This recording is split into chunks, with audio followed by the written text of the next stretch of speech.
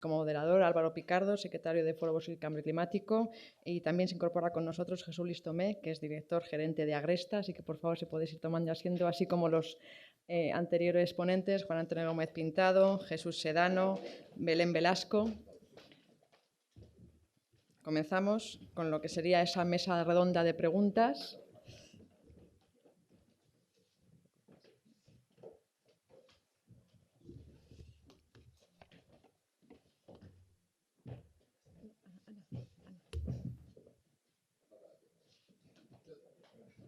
De maestro, señor mío.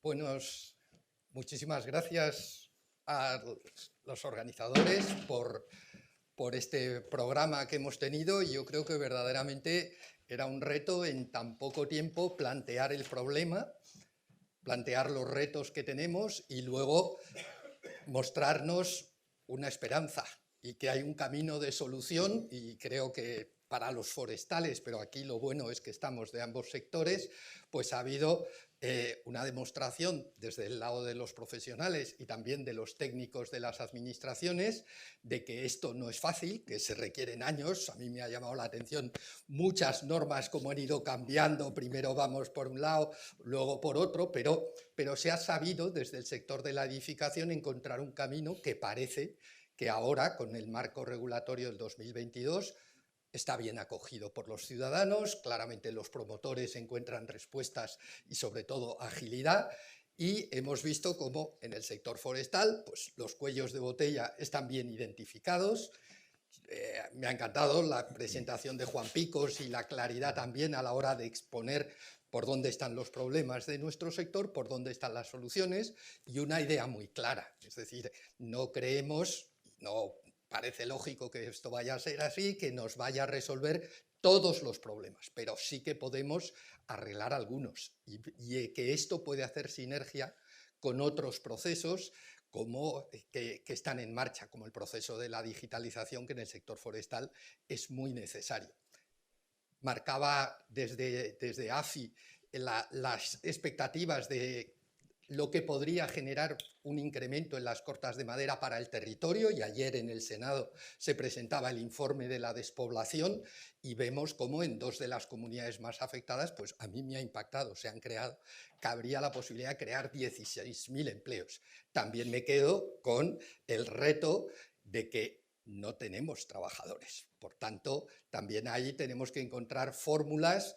En un caso, en el sector de la edificación puede ser la industrialización, en el sector forestal claramente pasa por la mecanización, por la mejora en la eficacia de los procesos. En fin, yo creo que los ponentes habéis hecho un magnífico trabajo de exponernos problemas, soluciones y marcarnos un camino. Y ahora tenemos la ocasión del debate. A mí me corresponde con José Luis de la empresa Agresta, que ha colaborado también con el foro en muchas otras actividades, y que quiero recordar que formaba parte del proyecto Sinbur de ámbito europeo que analizó este mismo problema, ¿no? Pero creo que la ocasión es para que las primeras preguntas procedan de la sala. Yo tengo bastantes dudas y he tenido la oportunidad de trasladar una pregunta a Chema, el gerente de la oficina, que me ha parecido para las administraciones, y yo he trabajado 38 años en una administración, pues lo más revelador de todo, ¿no? Pero quiero dar la oportunidad a la sala para hacer alguna pregunta, y si no, sería José Luis el que comenzara rompiendo el hielo. ¿Alguna duda que se haya sugerido? Ignacio, si pueden, por favor, presentarse. Tenemos un micrófono. Sí, había uno por Había allí. un Había uno por micrófono allí, aquí, sí. que yo lo he utilizado, pero es que ahora no está aquí. Pues se lo ha llevado Annalisa. Pues si no te importa. Es que como se está grabando, no sé si eso será posible. Ya está, No, ya está. hace falta Ya el está. micrófono, sí. Yo hago la pregunta porque como nadie se animaba, pues La exposición ha sido muy interesante, muy bien organizada, creo que todos hemos comprendido a lo que se quiere llegar. Bueno, yo soy Ignacio Macicior, trabajo en una empresa forestal y vengo en representación de Asenfo, que pertenecemos también a la Mesa de la Madera de Castilla y León, que este es un problema que está encima de la mesa y que crea inquietud, digamos, más que... me ha gustado mucho la exposición del ponente que no se ha podido quedar, del Ayuntamiento de Madrid, por esa sensación que todos tenemos de, no lo ha dicho él con esas palabras, de franca hostilidad que en la Administración se generó con la propuesta. Porque vamos, realmente lo ha dicho de una... No sé cómo lo ha dicho, pero le ha costado encontrar la palabra, pero yo creo que era franca hostilidad, ¿no? Por decirlo de alguna manera. Entonces, realmente en el sector forestal tenemos que abrir las ventanas, que también ha sido una palabra que ha dicho él, hay que mover este tema. El colapso administrativo cada vez es mayor y no se va a arreglar, porque no es un colapso administrativo forestal, sino es un colapso administrativo general. Entonces, la Administración tiene que buscar otras soluciones. Entonces, la pregunta a los ponentes, ya para generar la pregunta, es: ¿esto no es un poco matar moscas a cañonazos? ¿No hay muchas cosas antes que llegar hasta aquí? Pues la cuestión es a cuál de los ponentes, porque realmente el de la Administración, que quizá Pues si me has hecho permites, referencia... como yo conozco la normativa, bueno, y sobre todo el funcionamiento a nivel práctico de la SECUS, creo que durante la presentación, tanto que ha hecho Belén como José María, hay una cuestión que ha quedado patente.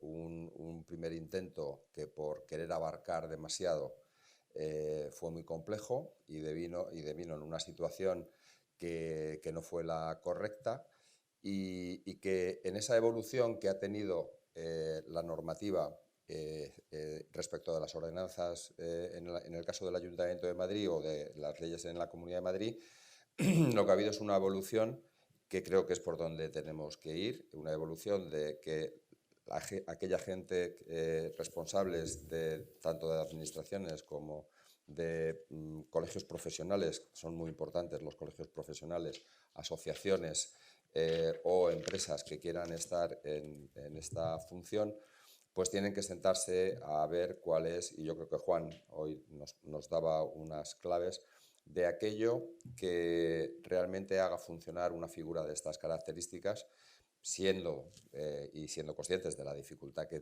todo cambio, sobre todo en una administración, significa, pero hay que ponerse a trabajar. Aquí tenemos dos soluciones: o nos quedamos como hemos estado hasta ahora y el problema se va incrementando, porque además, lo decía esta mañana, a los sectores tradicionales se viene ahora y se están abriendo fábricas para ir al mundo de la edificación, y viene a sumarse otro sector, con lo cual la problemática va a ser mayor. Entonces, un dicho que siempre tenemos en nuestra empresa es que lo excelente es enemigo de lo bueno, en muchísimas ocasiones. No queremos conseguir lo excelente, pero sí comenzar a caminar. Entonces, cojamos las experiencias que tienen otras entidades públicas como Ayuntamientos de Madrid o las OCAs, por ejemplo, en el tema medioambiental, pongámonos a trabajar, analicemos cuál es la casuística comparable dentro del sector forestal y no hagamos lo excelente, vayamos por partes, aquello que genere una verificación o una prueba para que de aquel que tiene la responsabilidad actual dentro de la función pública de hacer ese trabajo, verifique que ni va a perder el trabajo, ni se le va a sustituir, por supuesto, y que genere esa confianza que en el caso del Ayuntamiento de Madrid pues han sido bastantes. Cuando he dicho bastantes años, quiero hacer una aclaración. Había dos figuras completamente diferentes. En el mundo de la edificación comercial lleva muchos años funcionando y funcionando bien. La que se ha implementado últimamente en el 22 ha sido la residencial. Y créanme que de situaciones al final dramáticas, de concesiones de licencias por encima de año y medio de concesión de licencia, entendiendo que en nuestro sector, desde que se compra un suelo con un desembolso importantísimo, que además no es financiable, hasta que te concedían una licencia podían pasar 2 años. En 2 años puede pasar cualquier cosa, y me refiero a nivel de seguridad jurídica. Pues ha funcionado perfectamente. y está funcionando perfectamente. Y decía que hemos pasado de 15 meses, hay ayuntamientos que más, a concesiones en 2 meses de licencia. Creo que, y con todos, yo creo que con todos los requisitos de seguridad jurídica establecidos para todas las partes integrantes. Creo que eso es fundamental. Entonces, mastar moscas a cañonazos, que es lo que decía, no, yo creo que hay una figura nueva, analicémosla, analicemos. Creo que hoy, para muchos integrantes de las administraciones públicas, ha visto con claridad un desenvolvimiento de una norma que creo que da las seguridades jurídicas correctas. Entonces, lo que hay que hacer es sentarse y empezar a analizar por dónde se empieza. Castilla y León ha dado, yo creo que el primer paso. Con la aprobación de la figura que ahora hay que desarrollar en el reglamento, y es ahora cuando corresponde en el análisis de ese reglamento qué es exactamente lo que se quiere predefinir. Hagámoslo, empecemos por poco, veamos cómo, por poco, que a lo mejor la ley de Pareto, a lo mejor resulta que hacemos el 20% y estamos resolviendo el 80% de los problemas. Esa es la idea.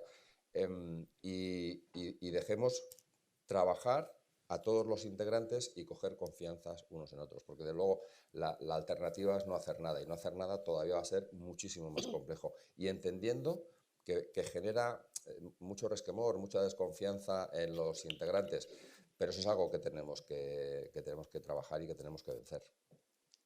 Gracias, Juan Yo quería Antonio. hacer un comentario también. Primero, nos recibieron con muchísimas uñas. Fue un comienzo difícil. Yo creo que era la primera vez que se ponía una figura como esta en un ámbito así grande como el urbanismo. Fue complejo al principio. Tuvimos que tener mucha mano izquierda y mucha paciencia. Yo, que tengo mucho genio, he tenido que tener mucha paciencia. Pero bueno, también entiendo. Era un sistema que no se conocía, había mucha desconfianza. Ahora ya la cosa es otra, ¿no? Sí quería comentar un poco que yo creo que hemos dado una imagen equivocada con esto de la normativa que yo he puesto que se ha ido derogando, alguna porque la han tirado los tribunales. El sistema ha seguido funcionando perfectamente desde el 2010. Es verdad que hubo errores normativos, primero porque no teníamos el amparo de una ley autonómica que se hizo a posteriori, luego es verdad que yo no lo he comentado, lo ha comentado el delegado, por el tema de que al principio la intervención de una entidad colaboradora era obligatoria en las actividades económicas, y luego lo pusieron como voluntario, como no puede ser de otra manera, pero aún así, aunque ha habido sus errores, el sistema ha seguido funcionando desde el principio, lógicamente con ciertos problemas, pero ha ido siempre hacia arriba, ha ido siempre mejorando, o sea que el tema normativo no ha sido un problema. Hombre, lógicamente tuvimos una temporada que tiraron una ordenanza hasta que se aprobó la otra, hubo unos meses ahí de caos, pero bueno, que el sistema ha funcionado desde el principio y ha funcionado bien. Sí es verdad que en Madrid se hizo progresivamente. El primer año solo hacíamos los 2 procedimientos de licencias más sencillos, que eran las comunicaciones previas y las implantaciones de actividad, y al año siguiente, después de todo un año, en el 2011, ya empezamos con los procedimientos ordinarios, que eran los más complejos. Entonces, bueno, hubo ahí como una transición, se empezó por menos y se fue luego a más. Y luego ya el culmen del sistema ha sido con el año 2022, nos han permitido también a las ECUs hacer el uso residencial, ¿no? Y creo que el trabajo que estamos haciendo las ECUs, Juan Antonio podrá decir, está a la altura de los técnicos municipales en cuanto a nivel de exigencia. Juan Antonio ha sufrido los rigores de nuestros requerimientos en algún procedimiento de licencia y de verdad que muchas veces nos acusan hasta de ser más exigentes a veces que los técnicos municipales. Que no creo, yo creo que depende de con qué técnico municipal te encuentres, pero sí es verdad que la figura es más cercana, más accesible, y a la hora de diseñar las cosas o de corregir deficiencias es más fácil a través de una entidad colaboradora porque la comunicación es más fácil, ¿no? Pero vamos, que yo creo que hemos demostrado en estos años que trabajamos con la misma calidad que el ayuntamiento y que nuestro nivel de exigencia es el mismo que el de los técnicos municipales. Hay una cuestión que yo creo que es trascendental, y es que te permite, en ese grado de cercanía, te permite trabajar desde el principio. Es decir, me explico. Si yo voy a desarrollar un proyecto sobre un suelo, me permite que los técnicos del proyecto que lo van a elaborar entrar en contacto ya directamente desde el inicio con las entidades de las ECUs, las entidades de colaboración, y en esa definición de ir trabajando poco a poco en el proyecto se van identificando primero la normativa, la correcta identificación e interpretación de la normativa, de tal manera que cuando yo he terminado con ese proyecto tengo una seguridad, no voy a decir que absoluta, pero casi plena, de que el proyecto está bien elaborado, porque el sistema que teníamos de elaborar un proyecto sin ningún tipo de consulta, porque no teníamos esa capacidad de acceso, cuando tú llevabas ese proyecto al ayuntamiento, al final el grado de identificación de incorrecciones o de mala interpretación de la normativa te llevaba a, en muchos casos, prácticamente volver a rehacer en un 70% el proyecto, con lo cual con la pérdida de tiempo. Ahora ya no es así. Ahora yo tengo una capacidad de consulta cercana, donde se va identificando las casuísticas y las interpretaciones de esa normativa, y cuando tú haces un proyecto en un plazo es prácticamente definitivo. Quizá, José Luis, también desde el sector forestal, que seguro que hay más dudas y recelos, no solo en las administraciones, también en otros operadores del sector. No sé. Bueno, yo la verdad es que venía con mucho interés a esta jornada, ¿no? Porque esto, claro, desde la publicación en el BOE de Castilla y León ha sido algo que nos ha estado resonando a todos los que nos dedicamos aquí, y estos recelos que nos contaba el compañero del ayuntamiento los estamos viviendo, yo creo, en los distintos pues actores del sector, ¿no?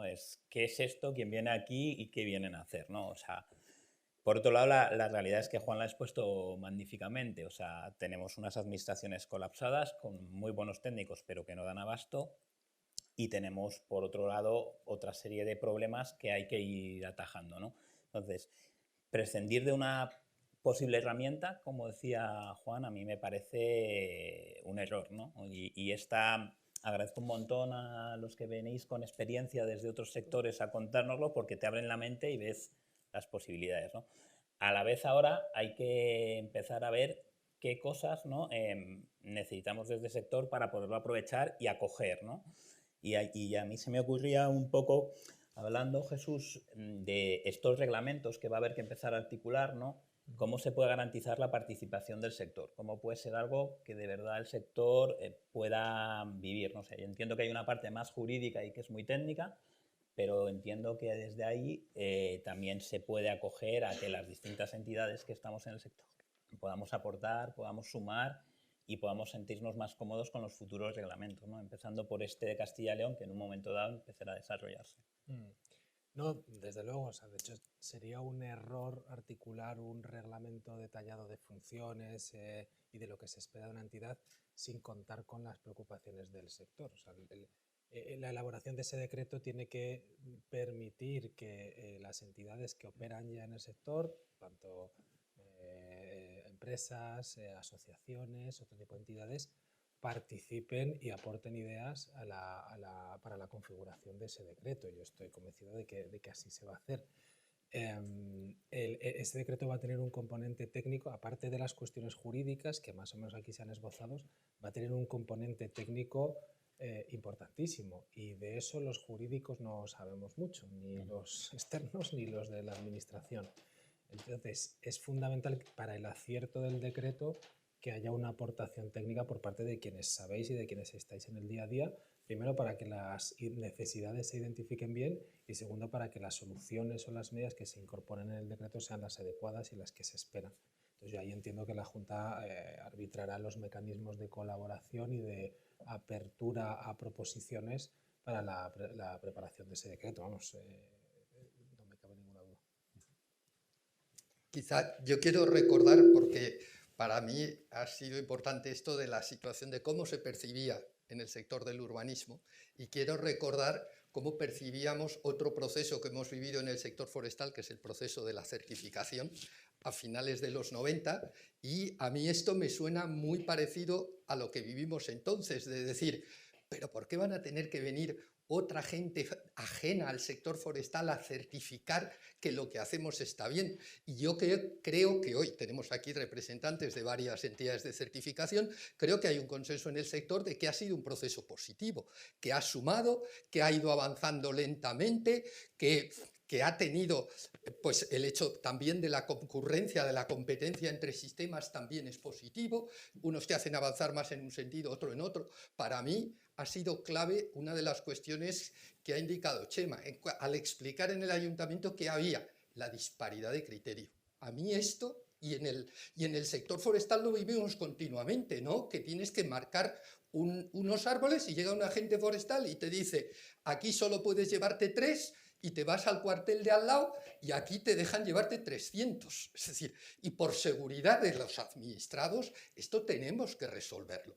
Entonces, creo que son muchas las cuestiones que nos puede ayudar este procedimiento a corregir, pero verdaderamente tenemos que trabajarlo entre todos, ¿no? Yo creo que quizá en el caso de Castilla y León no ha habido una adecuada participación, y hay varios representantes aquí de la Mesa de la Madera, a la hora de debatir algo, una herramienta que el sector demandaba. O sea, eso a mí creo que todos lo percibimos, es decir, el sector lleva años pidiendo más madera. Si yo tengo que decir una petición del sector privado a la administración es más madera, y la administración se siente atada y no ha sabido cómo hacerlo. Y quizá esto nos abre la suerte de abrir una experiencia con guías. Es que lo mejor que puedes tener cuando estás tuerto es un lazarillo que te vaya diciendo por aquí o por allí. Pero seguramente sigue habiendo, y creo que había una palabra pedida, Inés González de la Escuela de Montes de Madrid.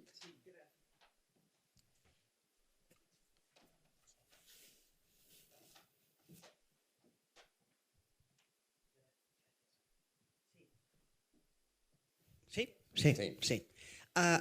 Bueno, la verdad es que me quedan muchas preguntas abiertas. Creo que entiendo que los reglamentos acotarán perfectamente cuál es el papel de estas futuras entidades, pero básicamente lo que harán es una labor administrativa paralela, va a ser una especie de paraadministración que facilite y que agilice toda la burocracia que por otra parte hemos creado los propios técnicos. Es decir, que en principio parece que una parte de su trabajo, una parte del trabajo, estas entidades le va a quitar trabajo a Traxa. O sea que yo que Traxa estaría atenta. ¿Qué? Sí, seguro que sí. No, yo quería hacer una pregunta porque en efecto comparto la necesidad de más madera, pero tenemos, aquí se ha puesto el caso de Castilla y León y Castilla-La Mancha, es decir, Juan hablaba de los cuellos de botella, Castilla y León el 40%, Castilla-La Mancha el 3% y salto a Galicia y probablemente estemos en el 60 y tantos %.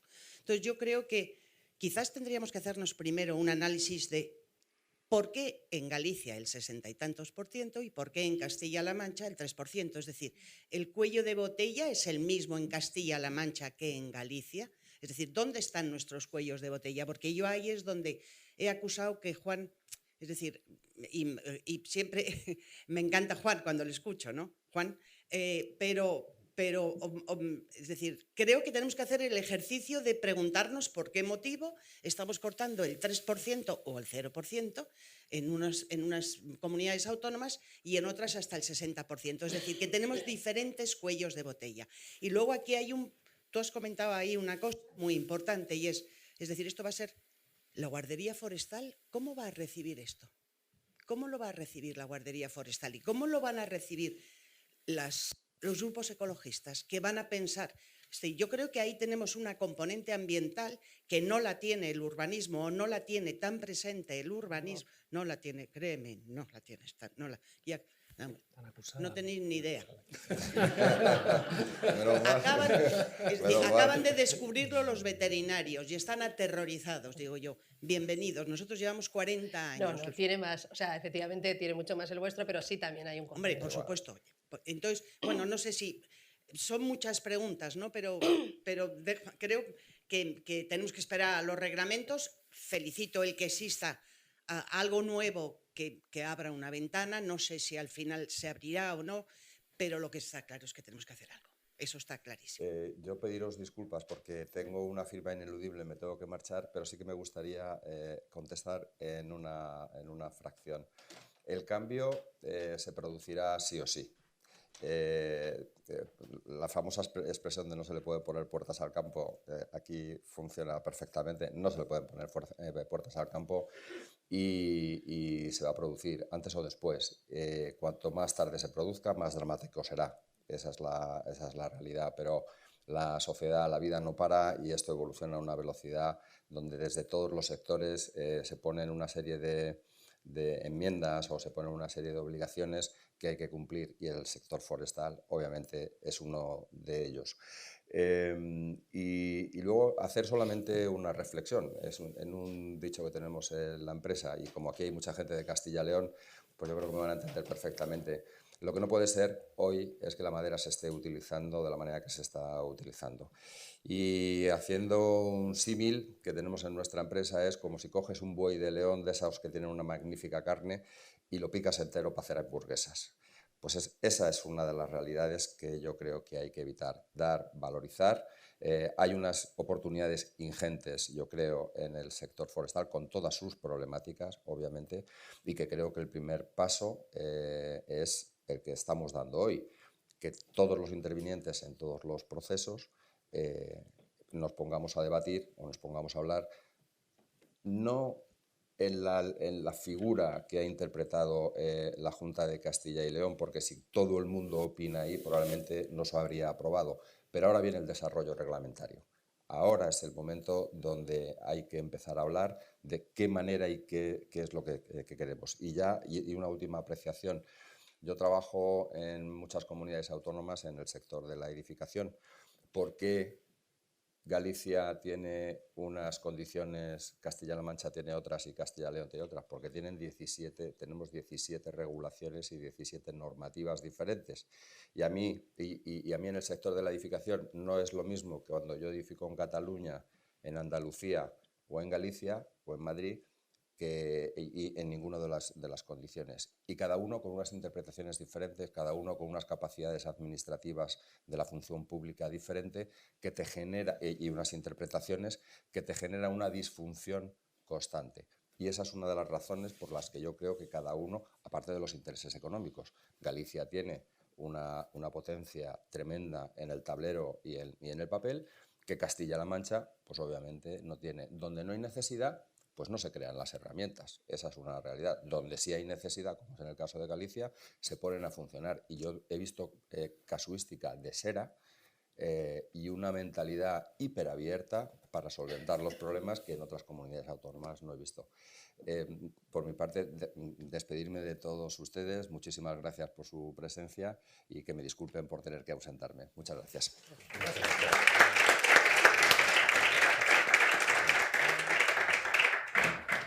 Pues ocupo su lugar y quizá, Belén, puedes comentarnos en relación a lo que exponía Inés, ¿no? de la diversidad. Vuestra visión entiendo que es más de la Comunidad de Madrid. No sé si hay otras comunidades donde esto también se ha desarrollado y Sí. si han tenido en cuenta la diversidad de las perspectivas que Juan Antonio comentaba. Sí, en este país es así. Cada autonomía tiene su sistema, tiene su estatuto y tiene su norma. Este sistema de entidades colaboradoras está establecido también a distintos niveles y de distintas formas, pero está en Cataluña, en Valencia, en Galicia, algunos lo están ultimando, en Andalucía se está poniendo ahora, Baleares también está muy interesada, incluso alguna Castilla-La Mancha creo yo que es también. Bueno, está ahora en boga y está surgiendo, ¿no? Nos estamos reuniendo con diversas comunidades autónomas desde la Asociación de Entidades Colaboradoras, que tenemos una asociación a nivel nacional, y nos estamos reuniendo con diversas comunidades autónomas. El problema es que en urbanismo la normativa que regula primero es autonómica, pero al final la normativa que aplicas a las licencias es sobre todo municipal. Entonces ahí, claro, ahí es más complicado todavía, porque ahí ya tenemos las interpretaciones de cada municipio, porque hay normativa que es estatal, el Código Técnico de la Edificación que se aplica es estatal, y ahí cada municipio tiene su interpretación. O sea que si ya en Madrid era complicado, con las distintas juntas de distrito, que no sé si eran 20, 21, que lo que te permitía una no te permitía la otra, pues imagínate si te vas a los 8.000 municipios que tiene España, pues eso puede ser horroroso.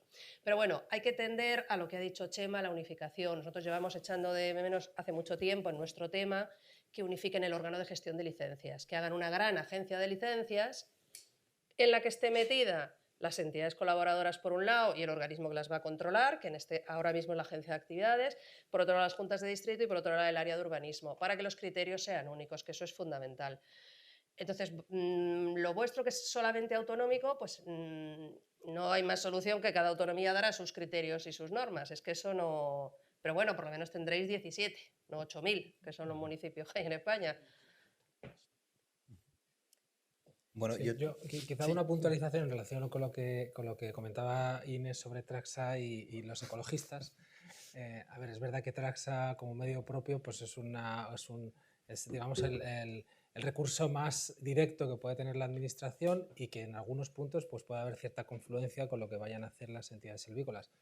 Pero como se ha dicho también, como decía Juan, esto es una herramienta más que tienes en tu caja de herramientas. Entonces, en algunos momentos será más razonable para la administración continuar con una relación con medio propio con Traxa, con sus encomiendas, y en otras pues será más eficiente o por propia capacidad que las entidades se encarguen o incluso que colaboren con Traxa, aparte de que Traxa pueda también acreditarse como entidad silvícola. Entonces, efectivamente es un nuevo actor que entra, pero no tiene por qué ser, sobre todo si lo que estamos diciendo es que hay atasco y capacidad excedentaria para gestionar, pues eso quiere decir que ahora no se está al 100% de capacidad. Entonces, bueno, pues si eso sirve para que se optimice porque entra la competencia también en un sector en la que no lo había, tampoco es algo malo.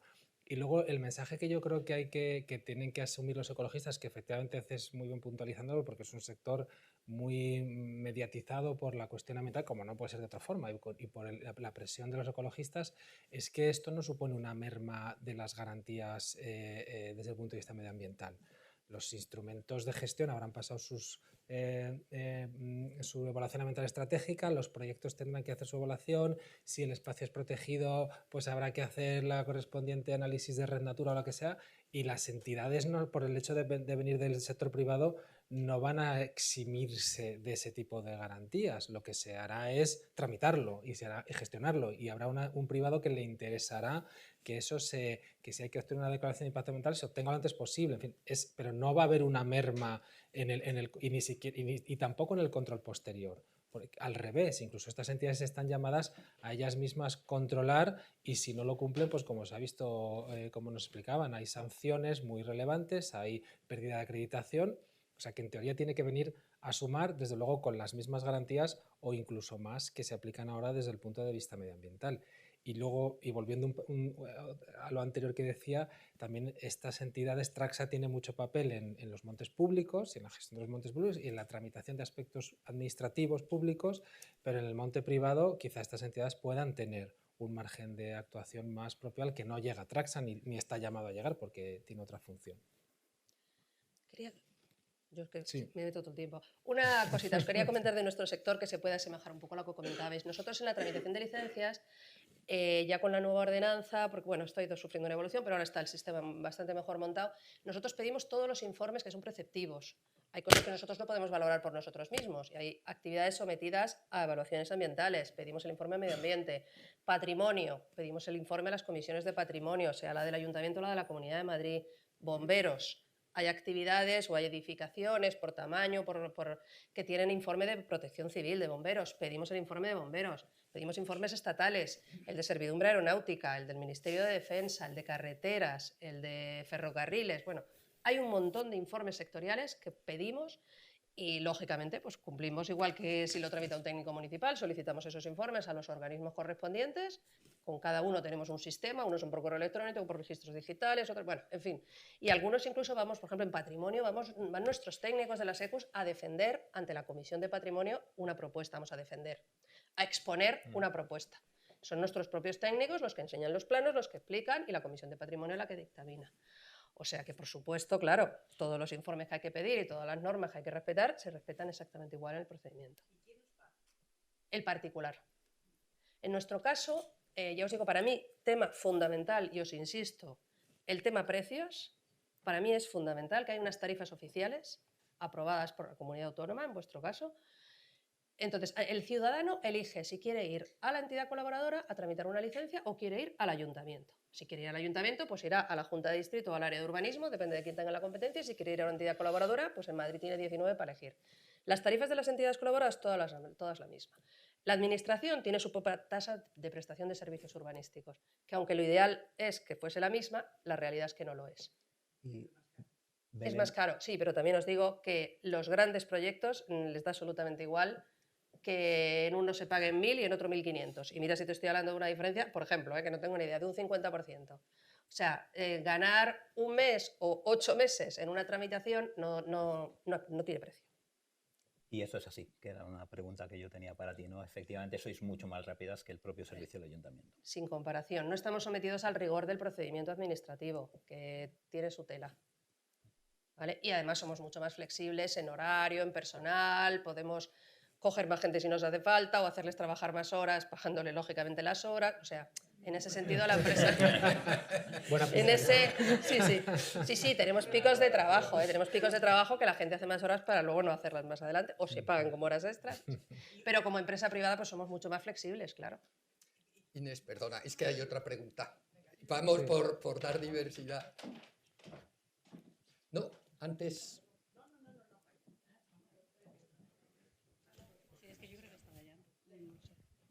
Hola, bueno, soy Carmen Avilés, de Universidad Politécnica de Madrid, y en cierta medida, pues vamos, me parece impresionante que se haya organizado esta jornada, porque me parece súper interesante que se hayan desarrollado estas entidades selvícolas de colaboración en un sector donde el cuello de botella realmente es la madera y donde la pregunta de los sectores fuera del sector forestal es si hay suficiente madera para resolver las necesidades que tenemos no solamente en construcción, que es quien ha promovido al fin y al cabo este encuentro, sino que es desde el sistema energético y de bioproductos, biomateriales y todo lo que tiene que ver con la bioeconomía.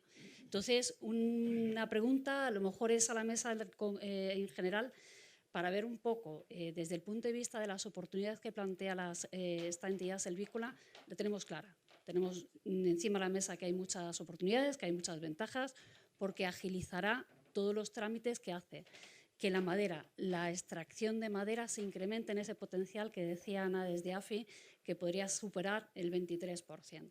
La pregunta es, ¿estamos preparados para poder, dentro de la estructura del sector forestal, para poder hacer esas extracciones de madera que nos permitan utilizar la oportunidad de una entidad selvícola?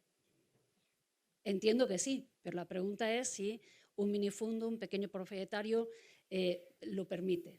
Si existirían fórmulas para agruparse, para hacer que esas actuaciones fueran mucho más dinámicas. En principio, iría por ahí la cosa y luego ya tendría otras preguntas, pero vamos dejando para más adelante. Gracias. Bueno, en el... ¿Sí?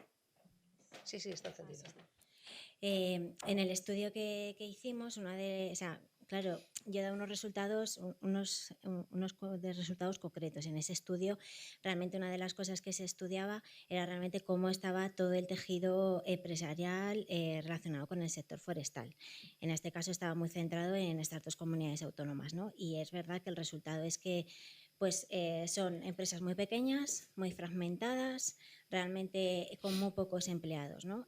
Y también otra de las cuestiones que eso nos lleva a plantear cuando habíamos hecho ese análisis era realmente el por qué, ¿no? O sea, ¿por qué está esa situación? ¿Por qué surge? ¿No? Pues realmente porque al final todas esas industrias, debido a que ha sido un material que no ha sido hasta ahora tan demandado, porque realmente es ahora donde surge esa demanda, pues claro, todos los procesos productivos relacionados con esa parte, ya no tanto de la gestión forestal, sino luego la siguiente fase, que es los aserraderos, donde realmente surge esa materia prima, pues realmente están ya obsoletos. Se necesita muchísima innovación, se necesita invertir en ese tejido empresarial y realmente también otra de las cuestiones que ha salido aquí sobre la mesa es efectivamente personas cualificadas, porque lógicamente ya esos nuevos procesos que existen ya, pues lógicamente necesitan una formación específica. La introducción de las nuevas tecnologías también está ahí, porque también hicimos una exploración de qué era lo que se hacía también en Europa, qué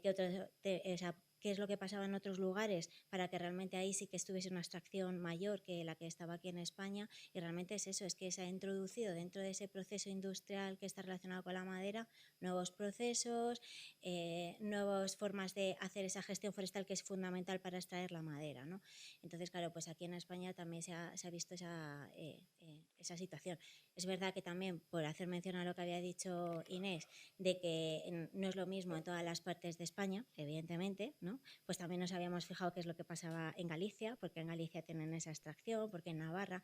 Entonces, claro, también un poco para que cuando nosotros hemos hecho ese estudio y esos resultados, pues evidentemente se introducían esas variables también, ¿no? Para ver qué es lo que se podía hacer y de ahí que nos salgan pues, ese impacto en el PIB, ese número de empleos, etcétera, ¿no? Pero es verdad que una de las conclusiones que sacamos en el estudio y que está es una necesidad de inversión, evidentemente. Y aquí, por ejemplo, lo que se proponía desde Gómez Pintado con lo que han comentado de la construcción industrializada, evidentemente eso es un ejemplo de que realmente el sector necesita esa innovación y esa promoción, o sea que realmente es así, ¿no? Entonces, eso es una... ¿Ya otra pregunta?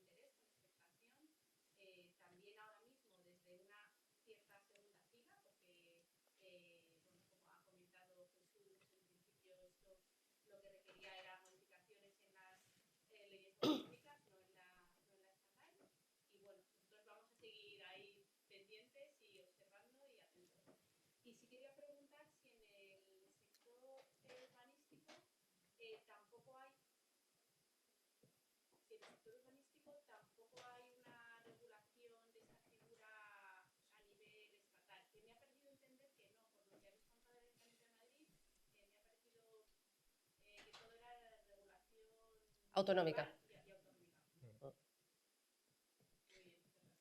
Sí, yo creo que la extracción de todo este tipo de figuras no entra dentro de la competencia básica del Estado en la legislación tanto urbanística como de montes, que el esquema es muy parecido.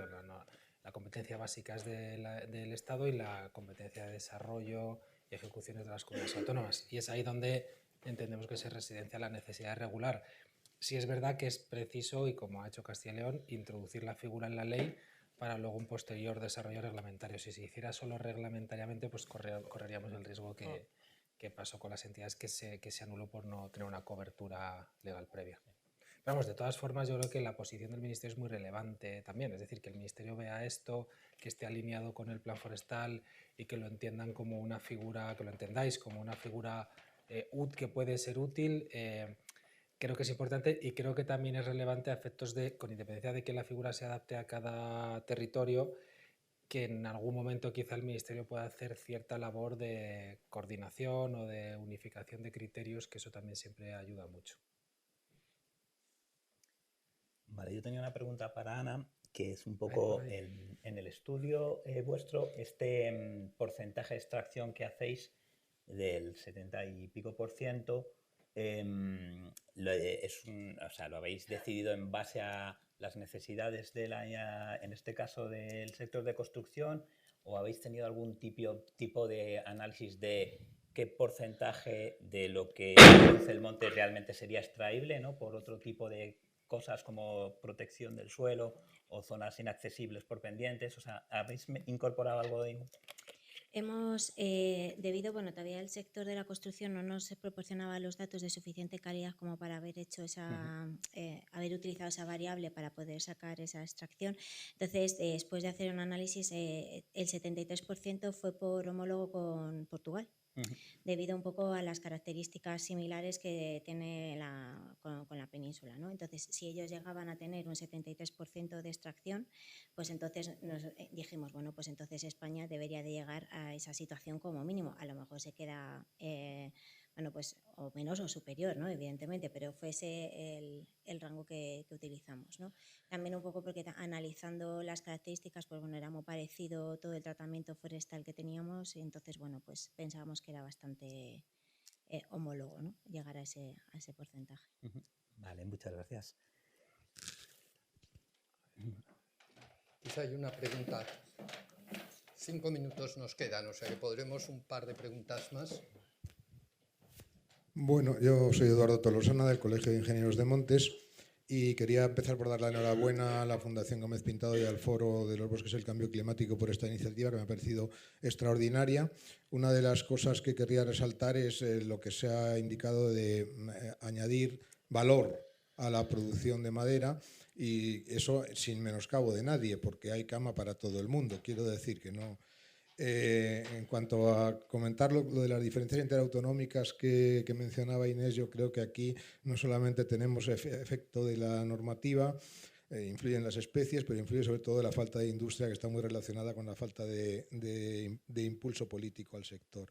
Me parece una oportunidad, una herramienta súper importante, porque además se une a un problema que tiene el sector, que es la atomización, especialmente en el norte. Y este tipo de sociedades podría favorecer otra necesidad muy importante que tiene el sector, que es la gestión agrupada.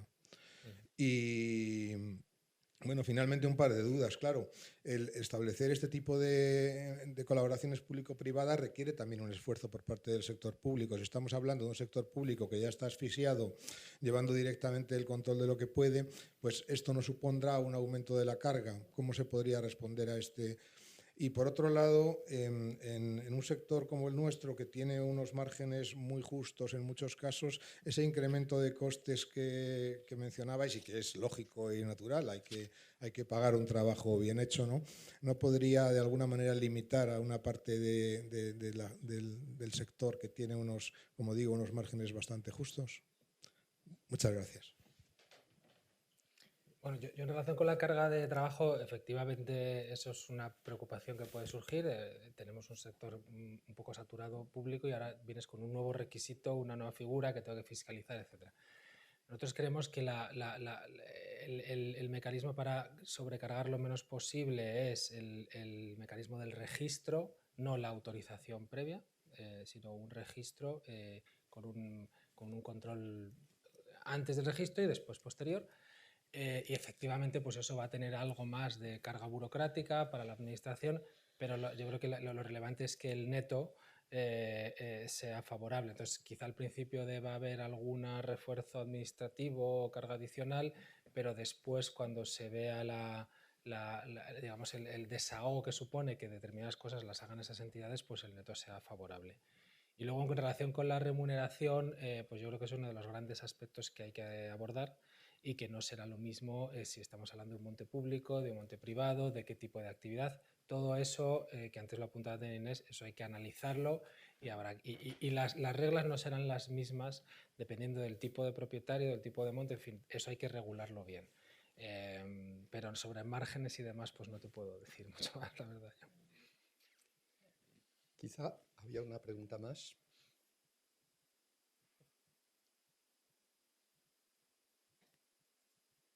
Buenos días. Gracias por toda la información que se ha explicado en esta jornada. Mi nombre es Amanda del Río y vengo de Fundación Global Nature. No sé si considerarme una de esas entidades ecologistas. A nosotros nos gusta decir que trabajamos en conservación de naturaleza, en restauración. Ya no vale conservar ni siquiera. Ahora ya se habla de restaurar. Y mi pregunta es, por un lado, si desde la mesa se ha estudiado la figura de la custodia del territorio. En ese caso, ¿cuál es la opinión? Porque ya es un nuevo modelo de gobernanza que es de lo que creo que se está hablando también, ¿no? Aquí esas colaboraciones público-privadas que se plantean mucho en el ámbito del capital natural y que voy a poner el ejemplo de lo que está pasando en otro sector, que es el agrícola, que creo que aquí sería bueno a lo mejor en el forestal tenerlo presente, ¿no? ¿Qué ha pasado? Que el nuevo mecanismo que se plantea ahora de certificación de carbono en la Unión Europea, ¿no? Todo lo que es la regulación de carbon farming, abre nuevos escenarios en los que otros servicios que prestan esos suelos tienen un mercado que puede llegar a ser incluso más interesante para algunos propietarios, ¿no? Y entonces ahí obviamente hay un interés económico en ese capital natural, en esos otros servicios. Y no sé si estas entidades también están llamadas a ser gestoras de ese dinero que puede estar ahí, porque al final lo que los ecologistas reclamamos de alguna forma es que veamos que la seguridad y la salud de nuestra sociedad depende muchas veces de la gestión de una parte muy importante de la superficie del país que no solo produce madera, que produce otras muchísimas cosas fundamentales para esa seguridad, ¿no? Como es el almacenamiento de carbono en el suelo o la regulación del clima, ¿no? Como a un nivel más amplio. Entonces, bueno, no sé si las entidades serían también gestoras de todo eso. En ese caso, echaría de menos a los ecologistas en la mesa, porque creo que somos los que velan por los intereses no económicos. Y a veces me preocupa que lo económico nos pueda... Y yo soy muy fan del concepto de capital natural, que predico este tipo de gestión de determinados servicios para que se pongan en valor, pero el problema es que siempre habrá algunos que nunca tendrán valor económico y me parece que están infrarrepresentados. Esa es mi preocupación. Tarda un poquito, ¿no? Sí, tarda. Bueno, la verdad es que en el trabajo cuando lo planteamos estaban planteadas todas las barreras y están incluido todo tipo de protección del territorio, eso también está incluido, y evidentemente una de las cuestiones que se planteó sobre la mesa en cuestiones del impacto medioambiental que podría ser esta figura es que lógicamente iba a velar por esa conservación del capital natural, porque evidentemente una gestión forestal, aunque tenga en un fin uno de los objetivos puede ser un aprovechamiento maderero, eso no está para nada en contra de esa conservación de ese entorno y de esa conservación de la biodiversidad, y también se puso sobre la mesa efectivamente esa valoración de todos los servicios ecosistémicos que puede ofrecer esa masa forestal, evidentemente. Lo que pasa que, bueno, pues también es importante hacer esa valoración de esos productos más tangibles como puede ser la madera, y luego evidentemente de ahí surgirán otras opciones que también se tendrán que poner sobre la mesa, pero sí que en el estudio sí se tuvo en cuenta todas estas cuestiones ambientales y los impactos positivos realmente que puede llegar a tener esta figura. Así se consideró. En el caso del mundo agrario lo que está pasando, por ejemplo, es que el olivar se está posicionando como uno de esos ecosistemas agrosistemas que se ofrece. Precisamente ahora las cubiertas verdes, que habían sido una lucha de que no conozca mucho el medio agrario, pues cosas impensables hace 5 años que los ecologistas pedíamos, ahora son un negocio muy, muy interesante para complementar rentas, ¿no? Entonces, ¿quién se está posicionando? Las grandes multinacionales de fertilizantes, Bayer, Monsanto, etcétera, etcétera. Es decir, el mercado está ahí y no es para los pequeños. Las grandes empresas y los grandes intereses económicos siempre irán a por eso que sí tiene mercado. Y repito, lo que me preocupa es lo que no tiene mercado. Hay muchos servicios de los ecosistemas que nunca tendrán valor de mercado. Perdón. Pues muchísimas gracias a todos por la participación. Me dicen que no tenemos tiempo para más preguntas. Lo siento porque había varias palabras pedidas. Verdaderamente, esto pretende ser una aportación al sector y una herramienta, no la única, y para resolver una parte de los problemas. Yo creo que Juan en esto era muy claro, ¿no? Entonces, lo que creo es que ahora el sector tiene una oportunidad, porque aquí nadie de fuera va a venir a dar las soluciones. Estas soluciones tendrán que ser aportadas y consensuadas entre los agentes del sector, profesionales forestales, agentes forestales con organizaciones ecologistas, y desde el foro nuestro presidente creo que ha abierto la jornada precisamente refiriéndose a esto, ¿no? A la importancia y la necesidad de avanzar juntos en identificar los puntos de encuentro, porque estamos convencidos que con la madera tiene que ir la protección del suelo, la restauración de los hábitats y toda la ingente y extraordinaria biodiversidad que afortunadamente conservamos en España. Por tanto, no es más que un paso. Creo que es muy de agradecer al Colegio de Aparejadores, a las entidades de colaboración, a todos, a AFI y el despacho de Uría Menéndez, todos los que han participado, y por supuesto a la Fundación por el habernos traído aquí y tener la oportunidad de este debate. Muchas gracias a todos los ponentes, muchas gracias por las intervenciones y a los asistentes, porque la verdad es que algo que sea tan dinámico, tan rico, con tanto interés, es de agradecer, ¿no? Comentar, que no lo hemos dicho antes, que la ponencia y toda la mesa redonda se ha grabado íntegramente, con lo cual pueden también tener disponibilidad de ella. Y ahora podemos seguir debatiendo, que hemos cortado la ronda de preguntas arriba en la terraza, que tenemos ahora un pequeñito catering, en la 4ª planta. Así que, si os parece, nos subimos a la 4ª planta y seguimos conversando más sobre ello, pero que queda para mucho debate. Muchas gracias a todos. Gracias.